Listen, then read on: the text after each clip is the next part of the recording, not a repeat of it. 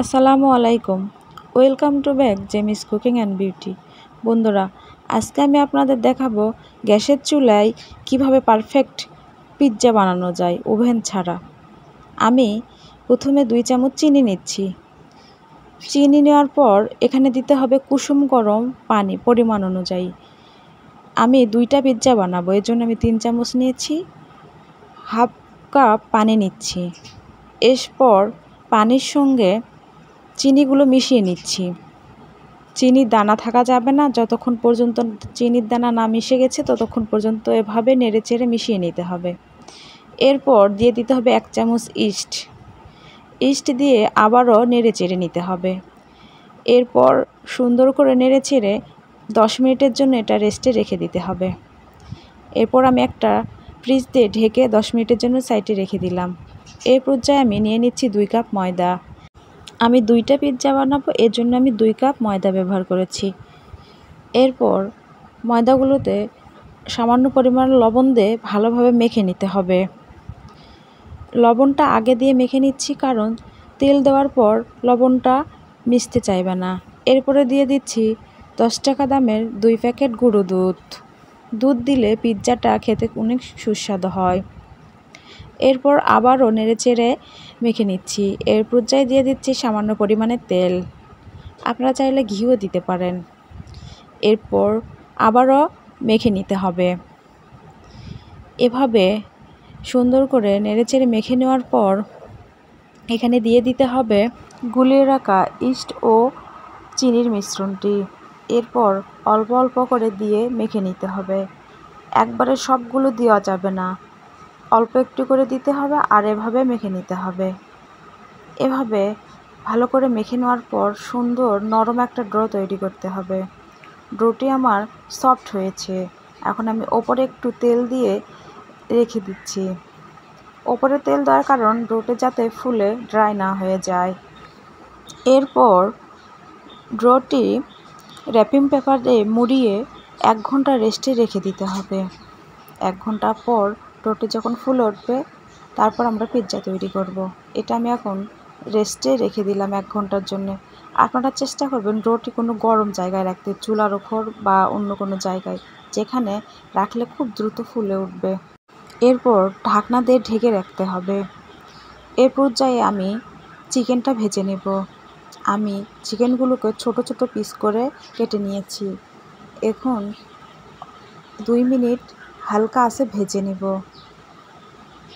তারপরে দিয়ে দিচ্ছি স্বাদমতো লবণ, 1 চামচ হলুদ, 1 চামচ গুঁড়ামরিচ এবং কিছু ধনিয়ার গুঁড়া। এরপর দিয়ে দিচ্ছি সামান্য পরিমাণে আদা রসুনের পেস্ট।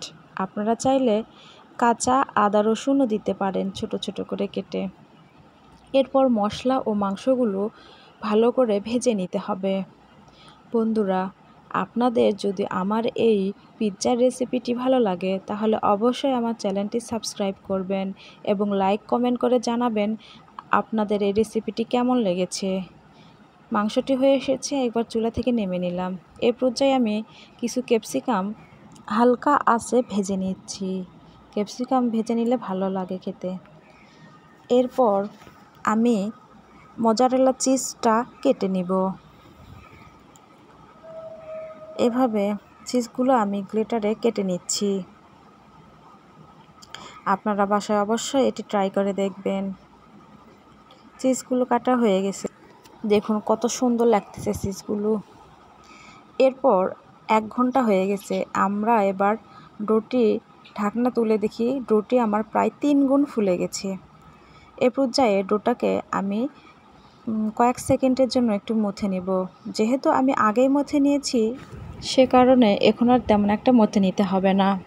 আমি 2টা পিৎজা বানাবো, এজন্য আমি 2 ভাগে ভাগ করে নিচ্ছি। এরপর আমি সাইডে রেখে দিচ্ছি। এবার আমি প্লেটে তেল ব্রাশ করে নিচ্ছি। তেল ব্রাশ করা নেওয়ার ফলে পিৎজাটা প্লেটে লেগে যাবে না, সহজে উঠে আসবে। এরপর হাত দিয়ে চেপে চেপে পিৎজার শেপ দিয়ে দিচ্ছি। আপনারা চাইলে বেলন দিয়ে বেলেও পিৎজা শেপ দিতে পারেন। আমি হাত দিয়ে চেপে চেপেই পিৎজা শেপ দিয়ে দিচ্ছি। এভাবে আলতো হাতে চেপে চেপে পিৎজা শেপ দিতে হবে। এরপর কাঁটা চামচ দিয়ে মাঝখানে এভাবে ফুঁড়ে দিতে হবে, তা না হলে পিৎজাগুলো ফুলে যাবে। এটা সব আলতো হাতে করতে হবে। এভাবে মাছ বরাবর করে নিতে হবে। এর পর্যায়ে দিয়ে দিতে হবে পিৎজা সস। আমি এখানে টমেটো সস ব্যবহার করেছি। এভাবে সসগুলো মাঝখানে সুন্দর করে গড়িয়ে নিতে হবে।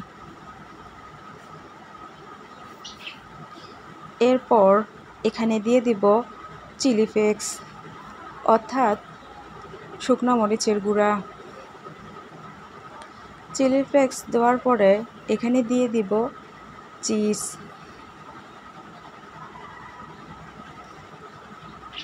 ভালো করে চিজগুলো দিয়ে দিতে হবে। বন্ধুরা, আপনারা অবশ্যই বাসায় এই পিৎজা ট্রাই করে দেখবেন। এরপর দিয়ে দিচ্ছি মুরগির মাংসের কিমা। এই পিৎজাটি আমি তৈরি করেছি সম্পূর্ণ ঘরোয়া উপকরণ দিয়ে। আমি বাসায় চিজ তৈরি করেছি। খুব সহজে ঘরেই তৈরি করা যায় দামি এই চিজটি। আপনারা অবশ্যই বাসায় ট্রাই করে দেখবেন। এই পিৎজাটি খেতে খুবই সুস্বাদু হয়। এরপর আমি দিয়ে দিব কিছু ক্যাপসিকাম, টমেটো ও পেঁয়াজ কুচি। এগুলো আমি ডেকোরেশনের জন্য দিয়ে দিচ্ছি। আমি এভাবে ডেকোরেশন করতেছি। আপনারা আপনাদের পছন্দ অনুযায়ী গোল বা লম্বা যে কোনো আকৃতিতে দিয়ে পরিবেশন বা ডেকোরেশন করতে পারেন। আমি লম্বা লম্বা করে সব ক্যাপসিকাম, টমেটো, পেঁয়াজ কেটে নিয়েছি। এরপর সবগুলো উপকরণ দিয়ে দেওয়ার পর আমি আবারও ওপরে দিয়ে দিচ্ছি সামান্য পরিমাণে চিজ। এরপর সর্বশেষে দিয়ে দিব অরিগানো। অরিগানো না দিলে পিৎজার টেস্ট আসবে না। অরিগানো দিলে পিৎজার ফ্লেভারটা অনেক ভালো আসে। অবশ্যই এখানে অরিগানো দিতে হবে। যেহেতু আমি গ্যাসের চুলায় পিৎজাটি তৈরি করব, এজন্য সাইডটা আমার কালার আসবে না। এ কারণে আমি ডিমের একটা কুসুম ফেটে নিয়েছি। ফাটা কুসুম দিয়ে চারপাশে ব্রাশের মাধ্যমে সুন্দর করে লাগিয়ে নিলাম, যাতে একটা সুন্দর কালার আসে। এরপর আমি চুলায় কিছু বালি গরম করে নিয়েছি। এরপর বালি গরম হয়ে আসলে পিৎজাটা আমি দিয়ে দিব। আমি 25 মিনিট পিৎজাটি বেক করেছি। 25 মিনিট পর দেখুন আমার পিৎজাটি কতটা ফুলে গেছে আর দেখতেও অনেক সুন্দর হয়েছে। আপনারা অবশ্যই বাসায় গ্যাসের চুলায় এই পিৎজার রেসিপিটি ট্রাই করে দেখবেন। আর অবশ্যই আমাকে কমেন্ট করে জানাবেন আপনাদের পিৎজাটি কতটা সুন্দর হয়েছে। সবাই ভালো থাকবেন। আবারও কোনো নতুন রেসিপি নিয়ে দেখা হবে।